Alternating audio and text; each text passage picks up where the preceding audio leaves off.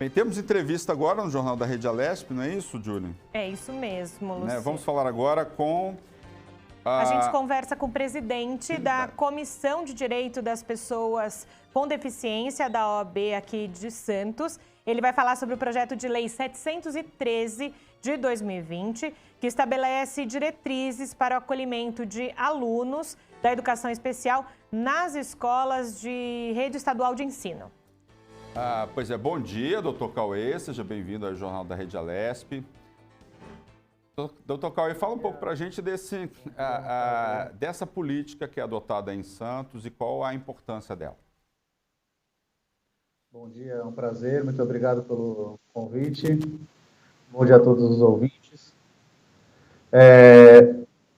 Essa política eu acho bem interessante porque desde a ratificação pelo Brasil da Convenção de Direitos da Pessoa com Deficiência, a educação tem que ser inclusiva.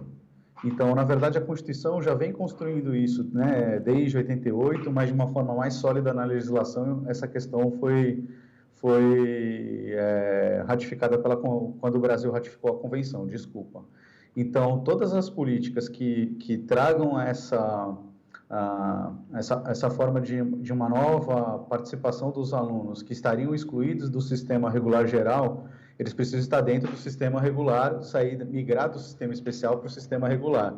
Então, a Convenção, o artigo 24 da Convenção, deixa claro que esse público-alvo, ele pode estar fora, o ideal é que isso aconteça no ensino regular, dentro da própria escola, mas quando necessário pode acontecer fora dele, né, o atendimento educacional especializado, mas de forma complementar ou suplementar, sempre no contraturno.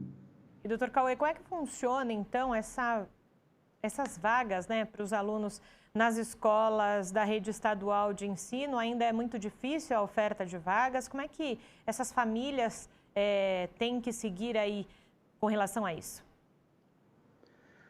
Infelizmente, né, a gente escuta muitos pais e representantes de familiares com pessoa com deficiência encontrando alguns obstáculos na inclusão de seus filhos na rede regular. É verdade que essa mudança ela não acontece de uma hora para outra, mas já teve tempo suficiente para o poder público e pelas escolas particulares se adaptarem, né? Então, todas as medidas têm que ser tomadas, não pode haver recusa de vaga, a recusa de vaga caracteriza crime, né? E não só que o pessoal acha que incluir é só matricular o aluno no sistema de ensino. Você não fazer as adaptações necessárias para que esse aluno tenha um aprendizado adequado, também caracteriza crime e também viola, né, a Lei Brasileira de Inclusão, a Convenção de Direitos da Pessoa com Deficiência. Então, não tem como não fazer. Não fazer essa omissão pode caracterizar aí, até, às vezes, mais de um crime. Cauê, a gente tem aqui na LESP o projeto de lei número 713 de 2020, estabelece diretrizes para o acolhimento de alunos da educação especial nas escolas da rede estadual de ensino. Para você, o que é fundamental ter em uma escola para acolher alunos em educação especial? Para mim é fundamental, quando a gente pensa na inclusão, a análise e a grande vantagem dessa lei para todos os alunos, não só aqueles que têm algum tipo de deficiência, mas para mim a grande vantagem é a análise individualizada de cada aluno, o que, com todo respeito, na maioria dos lugares ainda não acontece. A gente não pode se basear em padrões fictícios ainda, né? Que é o que acontece, infelizmente, na maioria dos lugares. Então, quando você pensa num plano educacional que seja especializado, individualizado para cada um daqueles alunos, você vai dosar, você vai pensar nas adaptações que precisam ser feitas e vai dosar o aprendizado para cada um deles. Cada um tem um ritmo, né? As pessoas têm um ritmo de aprendizado diferente. Você não pode achar que todas as pessoas aprendem o mesmo conteúdo da mesma forma sempre, né? Esse modelo quase que parece um processo industrializado de educação. Isso não existe. Então, tudo que seja feito de forma individualizada está de acordo com a Convenção, com a Lei Brasileira de Inclusão. Existem medidas bem interessantes, como redução de número de alunos, quando você tem, né, alunos com deficiência matriculados nas salas de aula, e isso a gente não vê acontecer, né? As salas de aula ainda têm um número de alunos muito grande, e aí se você pensar nos apoios necessários, como um professor mediador, ou alguém que vai dar algum tipo de suporte ao aluno dentro da sala de aula, você ainda aumenta aquela população, né, da sala de aula. Isso, dependendo da deficiência que a pessoa tem, isso dificulta demais o aprendizado e também atrapalha todos os alunos, porque quanto mais gente na sala, né, o tumulto é maior, a conversa é maior. Então, uma das grandes medidas, eu acho que é essa, que já existia, né, aqui no Estado de São Paulo, lei determinando. Esse projeto de lei confirma essa possibilidade, e eu acho que agora falta tirar essa lei do papel, transformar a lei, né, em algo efetivo. Doutor Cauê, uma das diretrizes, então, desse projeto de lei, o 713 de 2020, de autoria do deputado delegado Olim, fala justamente sobre criar o programa Monitor Amigo, no qual um colega de sala ajudaria, então, nas tarefas para promover justamente essa interação dos alunos. Qual que é a sua visão sobre ela? Olha, isso é meio polêmico, né? Mas eu vou falar com todo respeito a quem pensar de forma diferente. Claro que a gente tem que analisar caso a caso.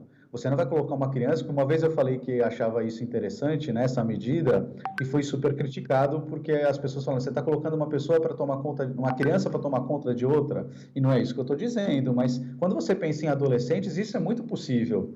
E isso eu acho que isso, inclusive, favorece a inclusão. E falo com experiência de causa, porque eu não digo que eu vivi um período de inclusão efetivamente. Na minha época, enquanto aluno, né, em regime escolar, era uma fase de integração, mas já era um princípio de inclusão. E na minha escola, eu fui esse mediador que o projeto está falando.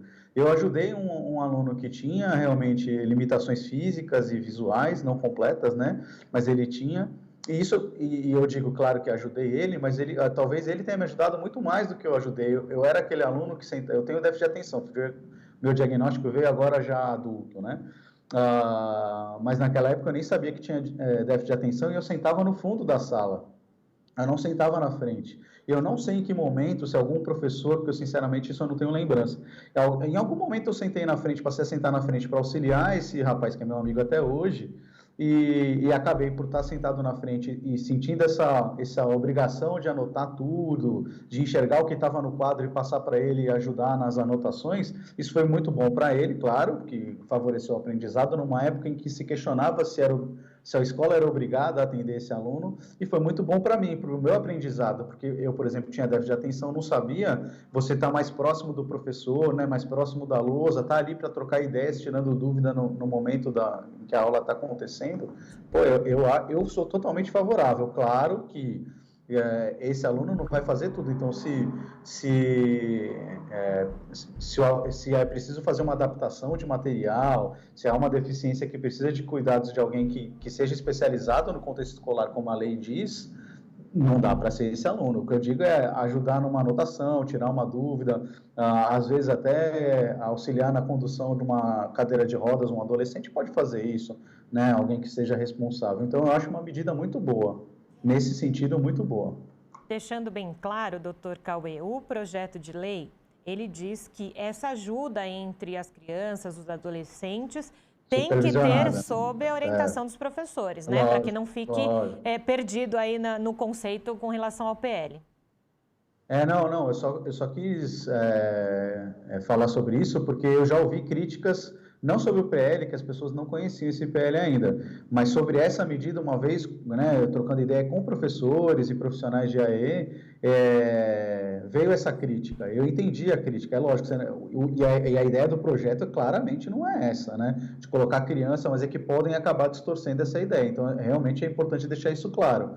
Um professor vai auxiliar, de repente até o profissional de apoio escolar pode auxiliar, né, supervisionar essa mediação, mas é importante isso, porque a inclusão vai acontecendo assim também, né? Falando da minha experiência pessoal, porque nós nos tornamos amigos, a gente saía pós-aula para outras atividades que não tinham nada a ver com a escola, a gente se fala, né? Eu já me formei há muitos anos, a gente se fala de vez em quando até hoje, quer dizer, uma amizade que não foi só comigo, né? Que outros alunos também auxiliavam, então nós saímos todos juntos, fazíamos trabalhos escolares juntos, mas também saímos juntos, aí, adulto a gente ia para atividades de lazer juntos, né? Que ele foi fazer uma faculdade de um ramo e eu fui fazer direito, assim, mas a gente ainda tem contato. Então funciona. O que eu posso dizer é que pelo menos a experiência pessoal que eu tenho é que funciona, é muito bom. E eu nunca coloquei a vida dele em risco, né? Pelo contrário, Então, eu acho que é uma medida muito importante. Claro que alguém, assim como o projeto estabelece, normalmente tinha alguém supervisionando a gente, um professor da sala de aula. Naquela época nem tinha professor auxiliar, né? Eu já estava no colegial.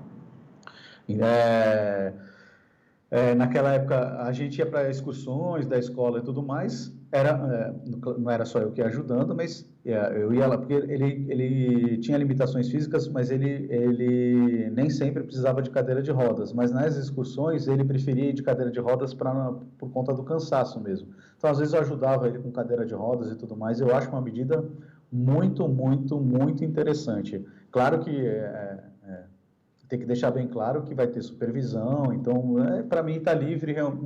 Ninguém está 100% livre de risco nenhum na vida, né? Sair na rua envolve riscos. Mas, sendo supervisionado, os riscos são os mesmos que se ele tivesse aí sendo conduzido por alguma outra pessoa, adulta, né? Cauê, eu queria entender em relação à garantia. Muita gente fala em você garantir igualdade de direitos, né? Eu acredito, e muita gente, a questão da equidade, né? Ainda mais nessa questão de pessoas, de pessoas com deficiência, é algo extremamente importante, você garantir equidade, porque cada pessoa tem um tipo de deficiência, né? Não dá para você tratar todas as pessoas com deficiência da mesma maneira. Eu acredito em acesso dessas pessoas a uma equidade. Como é que está isso hoje? De uma maneira geral, nas redes de ensino públicas e privadas? É preciso fazer mais leis? É preciso criar conscientização? Qual que é o caminho aí hoje para a gente estabelecer vamos dizer assim, uma equidade em relação às pessoas com deficiência? O que é preciso fazer? A gente está no caminho certo? Precisa corrigir esse rumo aí? Qual que é a sua opinião sobre isso? Eu acredito que a gente esteja no caminho certo. E é importante essa colocação, porque as pessoas falam muito em igualdade, mas a igualdade, ela tem duas vertentes, né? Uma vertente formal, que seria tratar todo mundo da mesma forma, e uma outra vertente, que seria uma igualdade material, é a gente reconhecer que as pessoas não são iguais, porque nós não somos iguais. Se cada um olhar para quem estiver do seu lado agora, a gente vai ver que nós temos necessidades diferentes, sendo ou não pessoa com deficiência. E a Convenção traz isso. O grande mérito da Convenção é analisar as pessoas, analisar o indivíduo. E ela reconhece que esse modelo trazido por ela é um modelo ainda em construção. O que a gente tinha antes da Convenção de Direitos da Pessoa com Deficiência era um modelo baseado só no modelo médico, e que a pessoa tinha que se virar para participar da sociedade. Então, a sociedade ela até aceitava que essa pessoa participasse, né? Desde que a pessoa com deficiência se virasse para romper as barreiras para exercer os seus direitos, que era uma igualdade meramente formal. E hoje não, o panorama que a gente tem hoje, pelo menos do ponto de vista jurídico, e aí respondendo a sua pergunta, eu acho que falta muita conscientização, por isso é tão importante bate-papos como esse, né? Por isso que seria tão importante trabalhar esse tipo de questões nas escolas, e a Convenção fala isso, que é a obrigação dos países, no nosso caso aqui do Brasil, trabalhar as questões envolvendo as deficiências, mas a gente precisa conviver para que a gente saiba as limitações que as pessoas possuem. Eu acredito que muitas situações de preconceito acontecem por falta de conhecimento mínimo, de saber que, por exemplo, uma pessoa com autismo, às vezes, muitos deles têm uma alta sensibilidade ao barulho. E você conscientizando a sala de aula, conscientizando as crianças, às vezes elas vão, né? Claro que talvez no primeiro momento tenha uma dificuldade, mas vão se conscientizar a fazer menos barulho. Tudo isso precisa ser trabalhado. Agora, se a sala de aula tiver muito aluno, muita gente, fica muito difícil você controlar esse tipo de situação. Então, eu acredito que o modelo é esse, né? Esse novo modelo biopsicossocial, ele tira essa carga, essa responsabilidade de se virar, né? De romper barreiras e traz da pessoa com deficiência e traz para a sociedade. Ela reparte com todo mundo. Então, todos nós que fazemos parte da sociedade, não só a pessoa com deficiência, tem a obrigação de eliminar barreiras se ela existir, ou se for desenvolver qualquer produto, serviço, qualquer coisa já ser desenvolvido livre de barreira. Então, adaptar aquilo que já existe e construir pensando em todos. Essa é a grande vantagem. Veja, a Convenção ela não ignora que as pessoas têm limitações. E as pessoas têm. Em algum momento da vida, Todos nós teremos, a visão em algum momento não vai ser tão boa, a audição não vai ser tão boa, não é verdade? A parte do corpo não funcionarão tão bem, mas se a gente eliminar as barreiras que existem na sociedade, sejam elas arquitetônicas, né, urbanísticas, e a pior delas, que é a barreira atitudinal, o preconceito, eliminando isso, as pessoas conseguem conviver em igualdade de condições conosco na sociedade. Essa é a grande vantagem da Convenção e da Lei Brasileira de Inclusão, e esse arcabouço aí de legislativo que a gente tem vem para agregar e construir, acho que, uma sociedade melhor. Eu não acho que a gente precise tanto de lei, a gente precisa tirar as leis que existem do papel, fazer funcionar. Então, falando em escola, né, em sistema educacional, passa por isso, saúde e educação, né, passa por isso, por essa necessidade. Recentemente, a gente teve aí uma possibilidade de volta às escolas especiais, né? Onde as pessoas com deficiência estariam ali, vamos dizer, naquele espaço, todas as pessoas com deficiência estariam num único espaço. Isso é um retrocesso, porque a gente tem durante muitos anos a questão da educação inclusiva. O quanto que essa convivência dentro da escola, vamos dizer, entre aspas, normal, ela é boa para quem tem algum tipo de deficiência, ela é boa para quem não tem algum tipo de deficiência. O quanto que essa convivência de pessoas diferentes aí, o quanto que isso ajuda a formar um adulto com mais visão dessa alteridade, de se colocar no lugar do outro, de entender que o outro é uma pessoa completamente diferente, tem as suas deficiências e não deficiências. Como é que você vê essa questão? Está sendo julgado hoje, né? O julgamento começa agora. O decreto 10.502, o decreto federal, para mim, ele, com todo respeito também a quem pensa diferente, mas ele serve até de base jurídica para as escolas amanhã negarem matrícula ou negarem permanência dos alunos que já estão matriculados no ensino regular. E isso não é saudável. Se a gente quer uma sociedade inclusiva, a sociedade de amanhã começa na escola de hoje, né? Então, se você permite esse tipo de exceção, ainda mais num país em que o investimento na educação não é o adequado, eu vejo isso com uma temeridade muito grande, porque a exceção tende a se transformar em regra. Se veja que a negativa de matrícula ou qualquer obstáculo ao aprendizado do aluno com deficiência, ele é punido criminalmente, né? Pelo menos a gente tem lei prevendo que isso é crime desde 1989. E veja a dificuldade que é para a gente conseguir punir as pessoas que praticam esse tipo de conduta. Se você tem um decreto dizendo que uma equipe multidisciplinar pode dar um parecer dizendo que é mais indicado para o filho, né, ou para o aluno, uma escola especializada, você está dando justificativa jurídica para ele praticar um crime, né? Então, esse decreto, para mim, com todo o respeito, ele é péssimo nesse sentido, porque já é difícil a gente, com toda essa proteção que existe desde 1989, já é difícil a gente conseguir efetivamente incluir os alunos com deficiência no ensino regular. Com esse decreto, quando você traz esse tipo de exceção, você ainda dá margem e base jurídica para que você está chancelando a exclusão. Então, quando a gente pensa... E é engraçado porque esse decreto ele vem regulamentar a Lei de Diretrizes e Bases, né, que é a Lei 9394, de 96. E essa lei ela diz o seguinte: o ensino básico no Brasil ele é obrigatório dos 4 aos 17 anos. E as escolas, né, especiais, aí, o atendimento educacional especializado, ele tem que acontecer no contraturno.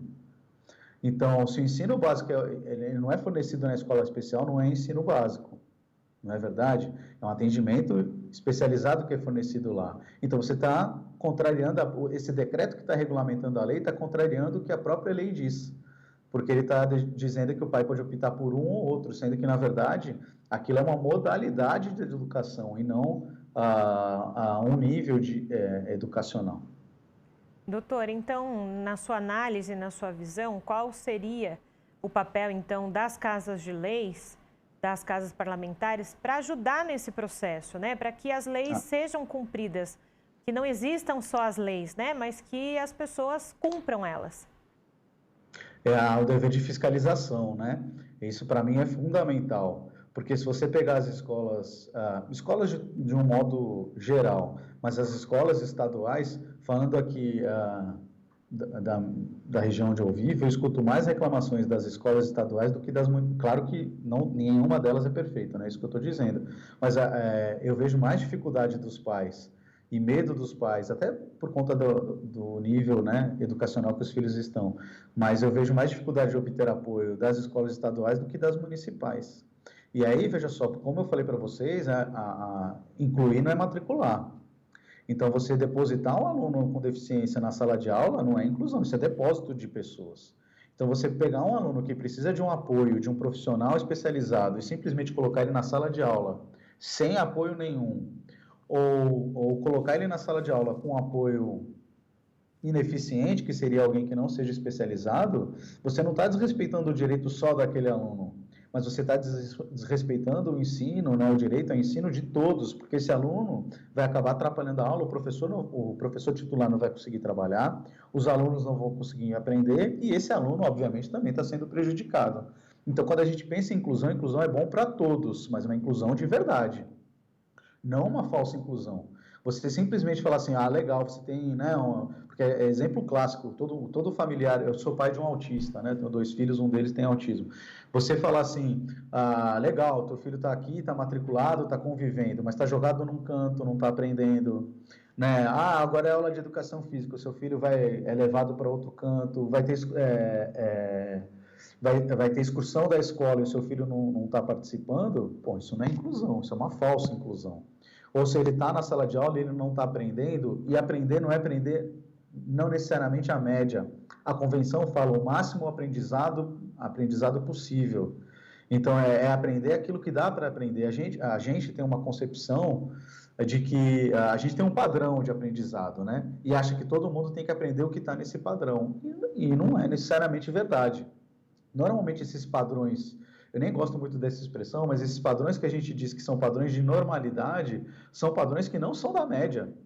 Então, se você pegar um padrão de beleza, normalmente o padrão de beleza é alguém que tem uma beleza fora do comum. Isso é injusto com quem é feio, não é verdade? Você pega, eu costumo brincar, o pessoal fica falando, quem é o padrão aí? Seria o Rodrigo Hilbert, o cara é bonito, cozinha, faz tricô, cara, não pode ser, quando eu chego em casa, se a minha mulher cobrar que eu seja igual ao Rodrigo Hilbert, eu estou na roça. Então, veja só, não pode ser isso. A escola, a gente tem que analisar individualmente cada aluno e saber que cada um aprende de forma diferente. O máximo aprendizado dele vai ser aquilo que ele pode aprender. Por isso que é importante um plano individualizado para aquele aluno, porque ali, inclusive, no próximo ano, quando ele for de outro professor, o professor já vai saber quais são as necessidades que ele tem, já vai saber os tipos de materiais, como é que foram as adaptações de materiais escolares para ele. Então, se ele aprende mais por imagem, por exemplo, ou se ele aprende mais com concreto do que com abstrato, tudo isso vai facilitar. Agora, você não pode simplesmente colocar ele na sala de aula, dar a mesma prova que você deu, o conteúdo até às vezes é possível, mas a mesma prova que você deu para o aluno, para os demais alunos da sala, com o mesmo tempo, sendo que às vezes ele precisa de tempo extra, precisa de alguém que faça a leitura para ele. Então, isso não é inclusão. Isso é exclusão, ainda que a pessoa esteja matriculada, mas ele ainda continua segregado. Tá certo, Cauê Talarico, que é presidente da Comissão de Direitos das Pessoas com Deficiência da OAB de Santos. Cauê, muito obrigado pelos seus esclarecimentos. Aí fica aí, né, o alerta, né, e uma discussão super importante da gente ter nesse momento e em outros momentos também. Eu que agradeço a oportunidade, estou à disposição para vocês e para os ouvintes sempre que precisarem. Muito obrigado. Tá certo, muito obrigado.